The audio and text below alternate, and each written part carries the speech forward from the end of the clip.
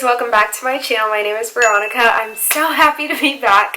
I have not seen you guys in a while, but today I'm going to be doing some makeup and answering your military questions and kind of catching you guys up on what's been going on. So without further ado, let's get started. Okay guys, hello! I'm so happy to be back.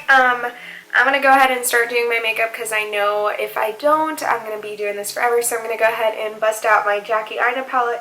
I've been using this palette only since I got it about 2 months ago. So yeah, I'm just going to recreate. There's one look that she always does and I really want to try that look on me. So I'm going to go ahead and do that. Hopefully you guys have been having a good day. I'm just going to go ahead and do that. So let's start out with where I've been really quick before I jump into answering your military questions. So Lewis and I just celebrated our 1-year anniversary. Yay! We had a great time in Vancouver, Canada. That vlog will be coming probably in a couple weeks because I do have a lot of editing to do. 3 more videos before that video drops to put out, but don't worry, it'll probably come quicker than you guys think because I am going to be more consistent on both channels. Honestly, I just needed kind of like a little bit of a break to focus on what was going on because I had a lot going on. Most of the time I like kill myself and I basically stay up all night to film.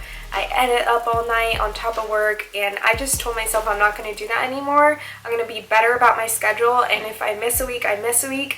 Normally, you guys know I stockpile a ton of videos, so usually I film like 8 to 10 videos in about 2 weekends, but I just didn't have time, so that's why there's a little bit of a lapse in videos these past couple weeks, and so I had to space out my videos. And then on top of that, having the vlog channel now where I definitely have content to put up, but I want that to go on our vlog channel instead of my main channel, so that's where that's at.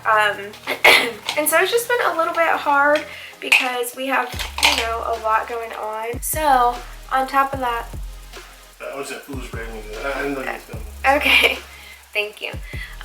So on top of that, it's been a lot going on, and I'm in the middle of an exercise right now for work. So what that means is in the military we do a lot of exercises, and for my base we have a huge one that comes every October, November. It's always the last week of October, the first week of November, and we exercise the whole entire week. So I've been working like 13 hours, 12 hours, 13 hours. So I'm not going to film when I have all that going on. I'm probably going to speed through a lot of this stuff so you guys know. So I'm going to be using my phone. A while ago, oh, that's my little nephew. He's so cute. A while ago, you guys asked me, or I actually asked you to give me your questions. And I got, I think, about 8 or 10 questions. So that's plenty because usually when I talk about your questions, it takes a lot. So I'm going to go ahead and start answering the first one. Oh, someone commented. They didn't ask a question, but they said, "You are beautiful, but I am personally only interested in your career as an officer of the Air Force." Thank you so much. I appreciate your honesty, but one thing that I always said that I'm going to do is stay true to who I am. I love doing makeup videos as well and fashion videos. So on this channel, you are still going to continue to get military, makeup, lifestyle, and fashion videos. So if you ever don't like that, that's fine. There's plenty of military content to go around, but I'm not at this time going to be solely military. I have so much more to offer than that, and one thing that I love about myself is that I'm able to do so many different things, and I feel like a lot of people, you know, want you to stay in one specific box, and sometimes that works for people, but for me, I think personally I would get super bored if I only did military videos. And I know that because I've done that before where I've only done military videos, and it's just not as fun for me because there's like no creativity. It's just me talking to you guys in a camera. So thank you so much for that comment, but I am going to continue to film other stuff, but please feel free to enjoy my other videos. Military videos, they're there for the taking, they're there for you to enjoy. Someone named Sarai asked, "Was there any part of entering a leadership position that made you nervous? How did you handle insubordination in your troops?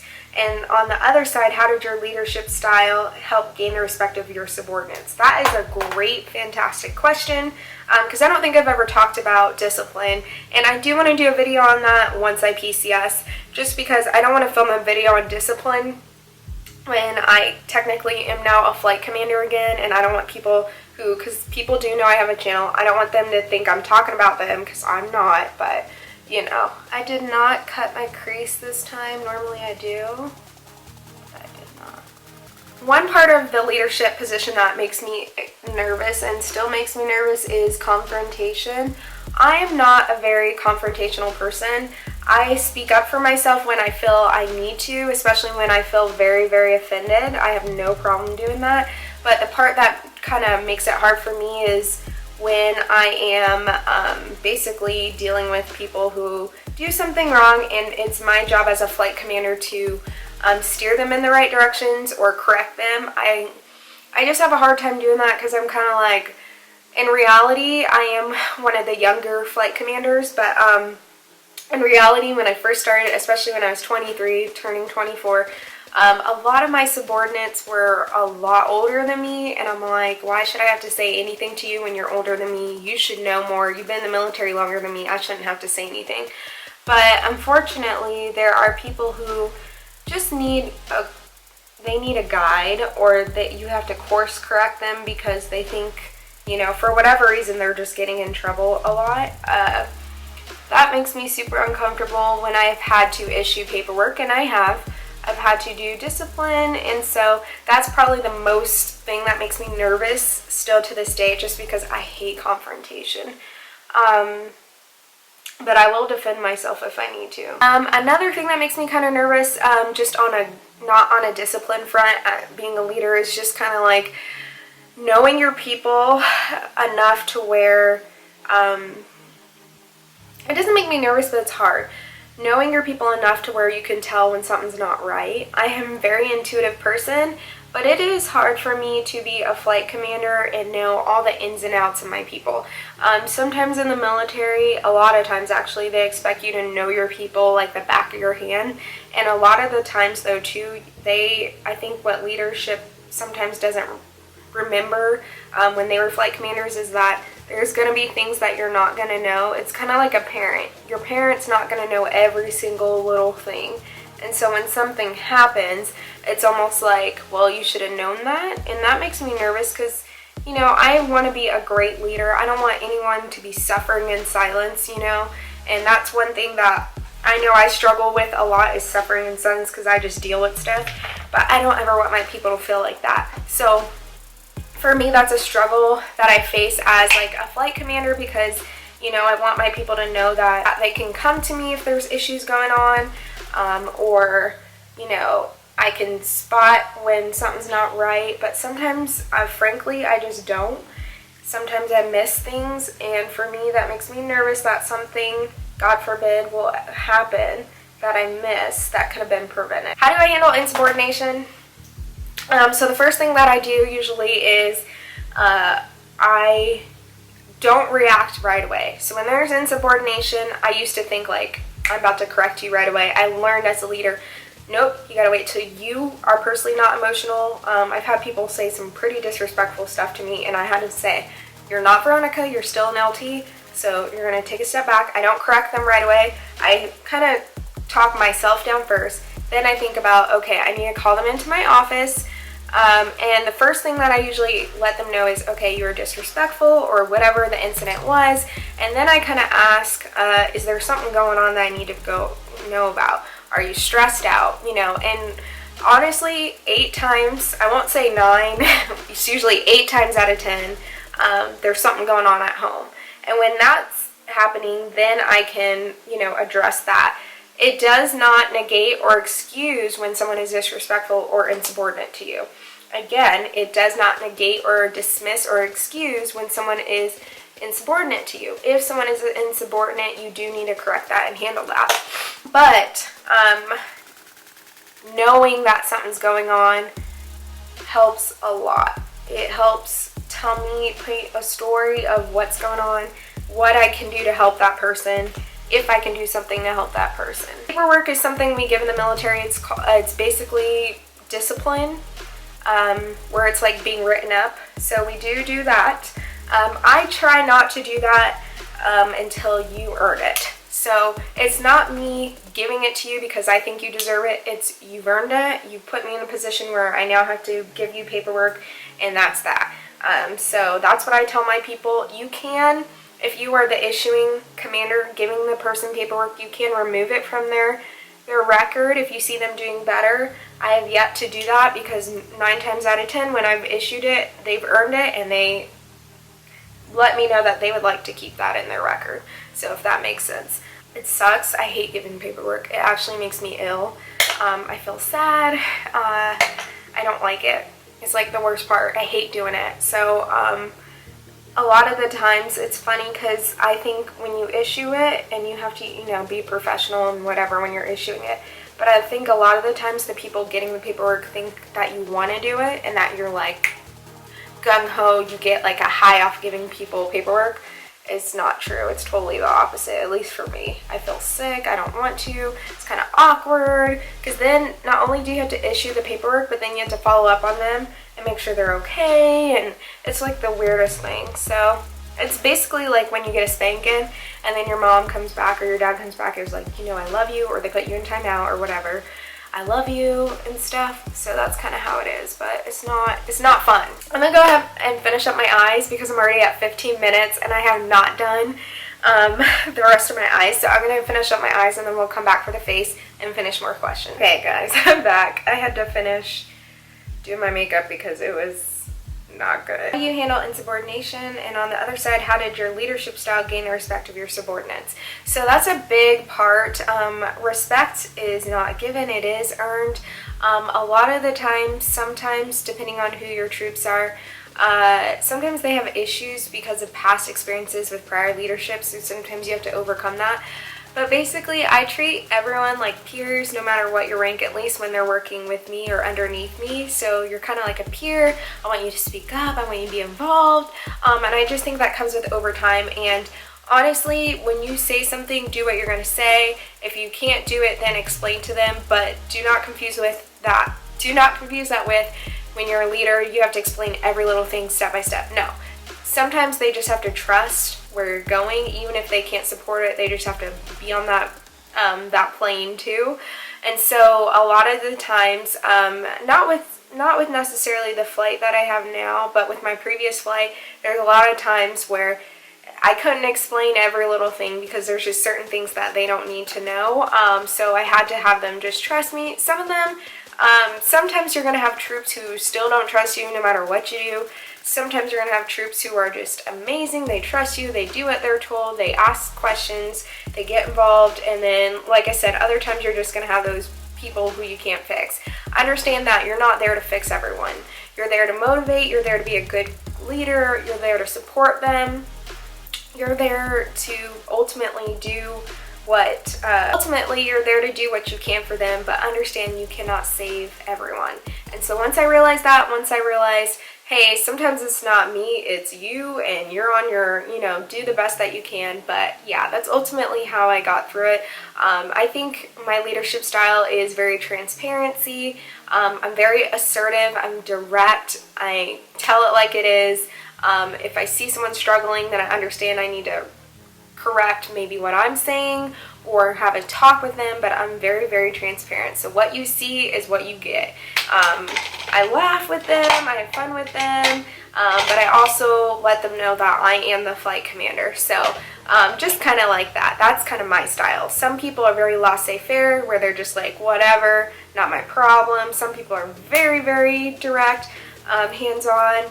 I will tell you that having the laissez-faire style does not always work. So be careful of that, but ultimately, you just do the best you can. You learn as you go, and you dive into the leadership classes, you dive into the books, you have a great mentor, you are going to make mistakes, you own those mistakes, you apologize for them. I've had to apologize and say, you know what, I'm sorry, I shouldn't have said that, or I should have did this, or I could have done this better. So next question is, how long did you get after COTS to report to your first assignment? Do you know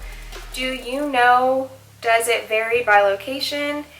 When you get your assignment, do they tell you how long you're assigned to at a duty station, or do you... Oh no, I forgot to hit the read more and screenshot this properly. Oh no, a lot of people had more questions. Okay, I'm going to go ahead and dive into my Fenty Beauty foundation. I've been using this foundation a lot. I love it. It's the hydrating one. I cannot wear the matte one. My skin does not like the matte one at all, so I wear this one. And it looks really, really good. And the color, it's weird because 440 in the matte one looks really weird on me and is too dark. But 440 in this one is like a really good color. It is a little red, but nothing else you can do about that. Yes, you do get a, you do get time after you graduate COT to go to your school. So, your base. I think I had 3 or 4 days of travel days for mine to get to my base. So once you graduate COT, it gives you a date on your orders of a report no later than date. If you surpass that date, it's fine, but you're going to get leave taken out. When you join the military, you don't have leave, so you are going to be negative. So don't do that.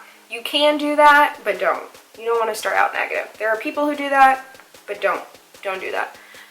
Unless you have like something really, maybe you're going really far away, you want to throw a party or something. I don't know.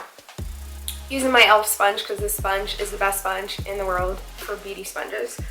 I have completely neglected and not using my beauty blenders whenever this is clean. If it's dirty, then I use it, but the sponge is better than the beauty blender. So yes, you do get dates. That is determined by finance. So finance computes your location from your starting point. So for instance, it didn't do it from Alabama. It did it from my home residence. So they start from your home residence. They're like, okay, what is a reasonable amount of time for her to get to her first base? And I think I got 3 travel days because I was traveling from Wichita, Kansas, which is in the middle of the U.S. So all I had to do was drive straight up. You can only drive, I think, 8 hours a day. So from Wichita to Kansas, or Wichita, Kansas to Montana is 18 hours. So I got 3 travel days, which meant I had basically 24 hours to get there, which is more than enough time. So that's how it works. If you live in Texas, like further maybe below, you're going to get more time than me. It just depends on where you're going. I do not compute those hours. TMO, which is our Travel Military Agency Operations, I don't know what the O stands for. They compute all that time. They give it to finance. So that is not a time you can control.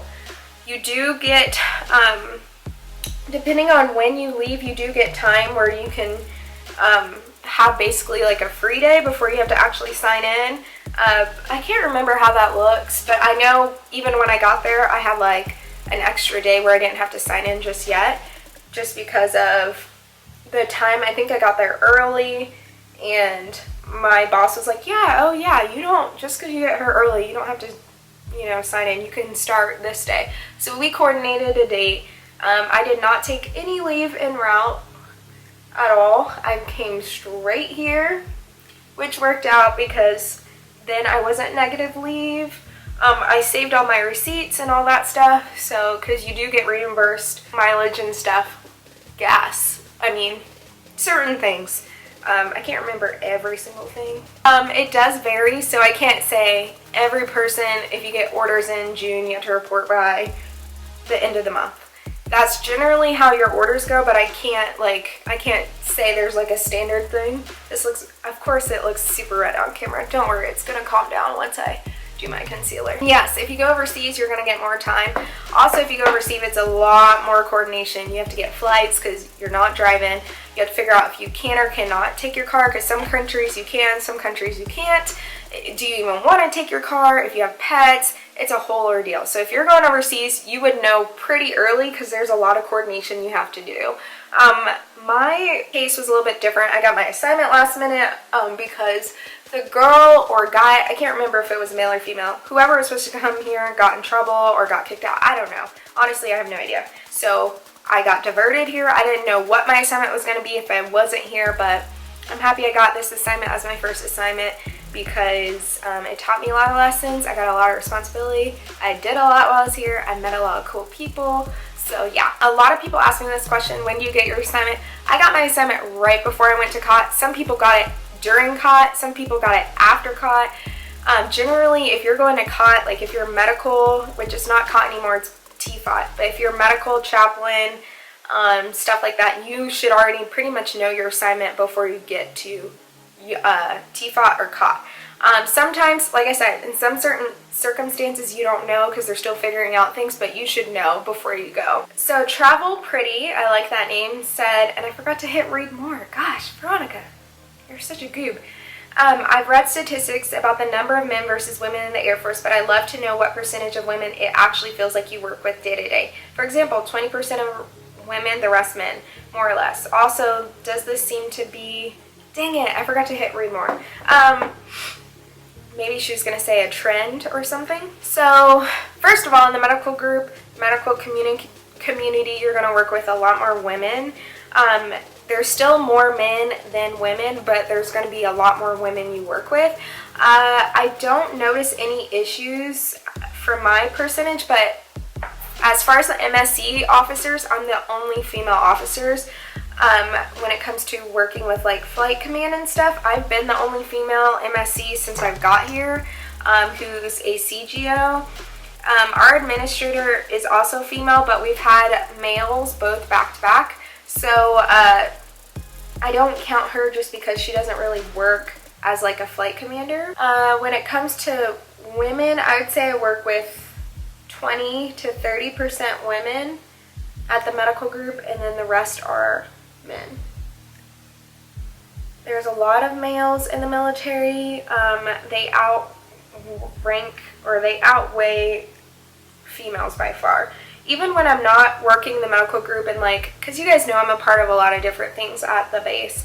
When I go do stuff like that, I'm usually always, there's always maybe 3 females, but most of the time there's like none. And even when it comes to minority females, oh, that's even smaller. So it's definitely dominated by males. I'm gonna go ahead and set my face and I will be right back.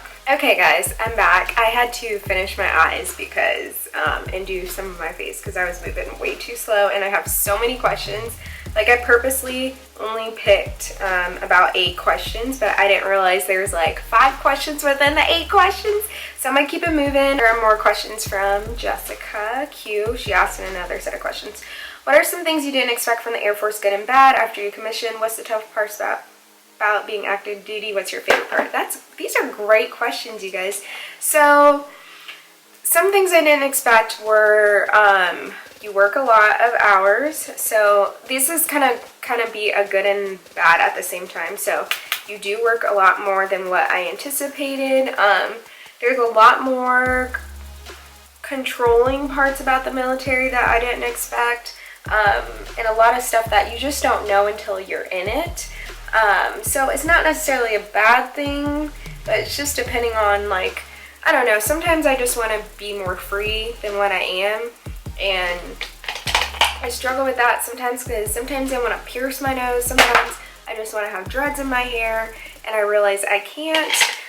So those are some things that are both good and bad about it, but you get used to them, and they're not that bad once you get used to them, but it can be very hard for people who are not good with rules. Like if you're an orange color, like if you've ever done the color test and you're an orange where you don't like a lot of rules, this may be a struggle for you. So good news is we get, there's so many benefits, there's so many things, so many people you get to meet, so many traveling and just opportunities that you'll never get.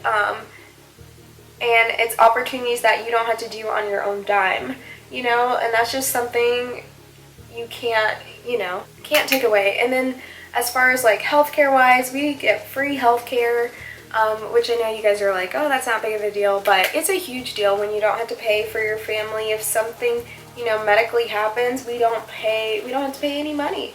Or if we do, it's like, really low, like $20, $10. Very, very rare when you're active duty that you have to pay for anything. The dependents too, it's very,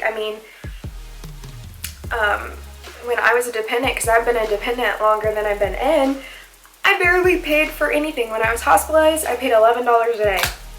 $11 a day. And I had so much care. I was in the ICU. I had so much medication going on, like $11. I don't know what lips I want to do. I kind of want to do a gloss, but I kind of don't. I don't know. I think I might do a gloss. And I think after I commissioned, I just didn't expect, sometimes there's also like, the whole thing with supervising people, it's a lot more work than what I anticipated, depending on who you have. Just a lot more maintenance, a lot, especially when you're a flight commander, you're expected to do all these things and be over all these people, and just, it's just a lot. It can be a lot. It can be a lot just because I'm just not, sometimes I just want to take care of myself, worry about myself, but you can't do that when you're a leader, which is fine, but you have to remember, it's almost like having adult children all the time, in both a good and bad way. Someone asked me, hopefully I answered your question. Oh, she asked me what my favorite part. My favorite part is honestly like going home at night and realizing, you know, I'm so proud to wear the uniform. I'm so proud to do what I have to do. I think my favorite part about being in the military is just going home and like, when people come up to me, and this sounds terrible, but when people come up to me and they say thank you for your service, I forget sometimes that I'm wearing it. And it's like, there's a lot of people who really appreciate what me and my coworkers and so many men and women do.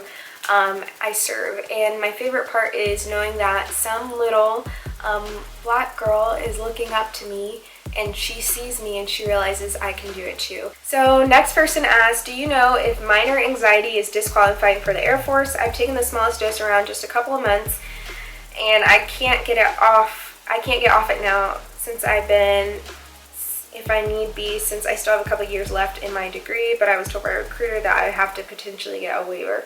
So again, just so you guys know, I am not a doctor or someone who handles anything with certain disqualifying factors.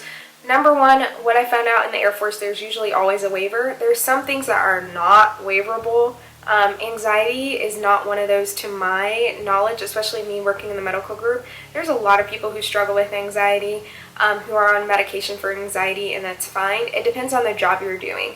If you are a cop or you're trying to be in security forces and you're suffering from anxiety and depression, that's probably going to be a disqualifying factor depending on the variation. And again, I'm not licensed. I can't tell you if you're going to get in or not get in, but being on anxiety medication and just having anxiety does not mean you are disqualified. The next person said, I have a degree and was thinking about commissioning or enlisting into the Air Force. However, I would like to apply for a rated job since I would need a master's to become an officer in my degree field. I'm very passionate about what I got my degree in, but my family and friends are encouraging me to commission regardless. What do you think is the best option? What would you do? Love you, Veronica and Lewis, too. So honestly, and I tell this to people all the time, you have to do what's best for you. I strongly encourage you to commission because I'm commissioned and I love it. There's nothing wrong with enlisted. Both my parents were enlisted. I grew up within an enlisted household, and my dad loved it, but he said his daughter was going to commission. There's nothing wrong with commissioning or enlisting, but if you already have your bachelor's degree, why not go for the gold? Why not try, shoot your shot? If it doesn't work out and you still really want to serve, you can always go enlisted. Applying for a rated job is, yeah, I understand that, so that would be a little bit difficult. I would just say get your master's degree. There's no rush. The Air Force is always going to be there, and the last thing you want to do is regret rushing, coming in enlisted, and then it didn't work out. You know what I mean? And I almost did that too, girl. I almost felt like, man, this officer, my application is taking a year and a half. I'm over it. What is taking so long? And I was like, you know what? I'm just going to enlist. And luckily, I didn't fall through with that, and my dad talked some sense into me too, because I just already have my degree. There's no point in me doing that. So it does suck. It does feel like sometimes you're not gonna, you're not going to potentially make it, or something, is just taking too long, but anything that takes a long time is worth the wait. So I would just tell you to go ahead and commission. Last question I'm going to answer is, hey Veronica, I was wondering, does the degree you have impact what you what job you get as an officer? Yes, it does. It strongly does. So this is a question that I think I get a lot. If you have a degree that doesn't really have a specific career field in the Air Force, then you're probably going to have to go general, which means you have a bachelor's or a master's in something the Air Force doesn't really have a specific job for, like let's say art or dance.